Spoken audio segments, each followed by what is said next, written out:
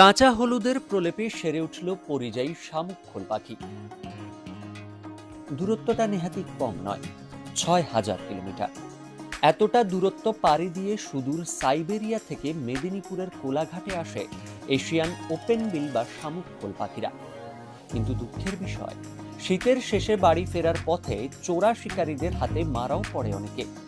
এমনই একটি শামুক খোলের শরীর থেকে একটি ডানা প্রায় বিচ্ছিন্ন হয়ে গিয়েছিল। সন্দেহ, চোরা শিকারীদের গুলি অথবা তীরের আঘাতেই ঘটেছে এই ঘটনা। জখম অবস্থায় পাখিটিকে উদ্ধার করেছিলেন কোলাঘাটের তুষার বন্দ্যোপাধ্যায়। কাঁচা হলুদের প্রলেপ দিয়ে শুরু হয় প্রাকৃতিক উপায়ে চিকিৎসা। হলুদ অ্যান্টিবায়োটিকের কাজ করে, তো কাঁচা হলুদকে বেটে তাতে একটা পট্টি দিয়ে কিছুদিন রাখি। দেখলাম পাখিটা ধীরে ধীরে সুস্থ হচ্ছে। ভয় একটা ছিল যে এরা কি জিনিস খায় সেটা আমাদের জানা ছিল না।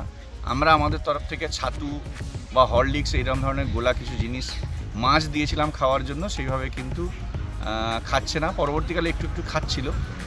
বেশ কিছুদিন রাখার পরে দেখলাম পাখিটা অনেকটাই সুস্থ হয়েছে। পরে শেষে আকাশে ডানা মেলল অতিথি সেই পরিযায়ী। ডাউনলোড করুন এই সময় অ্যাপ iOS ও অ্যান্ড্রয়েডের জন্য।